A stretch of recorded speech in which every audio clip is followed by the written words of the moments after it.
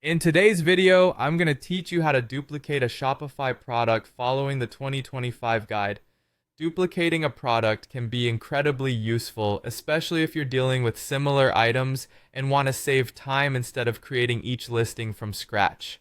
So let's dive right in and take this process step by step to ensure you understand every part of it seamlessly. First, ensure you're on your Shopify admin page. This is the main control center for your Shopify store where all configurations, settings, and product details are managed. If you're new to Shopify, getting familiar with this page is crucial as it's the hub for all your operations.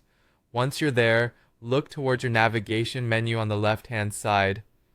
This is where all the key areas of your shop are listed. Next, you'll want to click on the products section.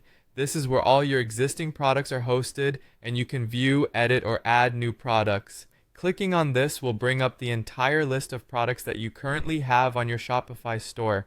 Now browse through this list to find the specific product you'd like to duplicate. It might help to use the search bar if you have a vast inventory. Just enter the product name or SKU and it should pop up right away. Once you've located the product, you'll notice a series of options or icons listed alongside it. Here, you'll see an option to duplicate the product.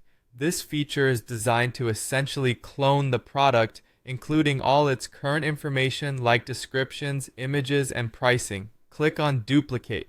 This process ensures that you're carrying over all the key details without having to manually input them again. After clicking Duplicate, you'll be provided with another option labeled Duplicate Product. Selecting this will effectively create a copy of the original product, which will now appear in your product list as a new item. From here, you can make any necessary adjustments to the new product listing.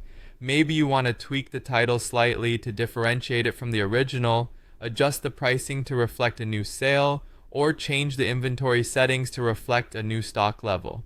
Having this duplicated product gives you the flexibility to modify as needed without altering the original product. And there you go.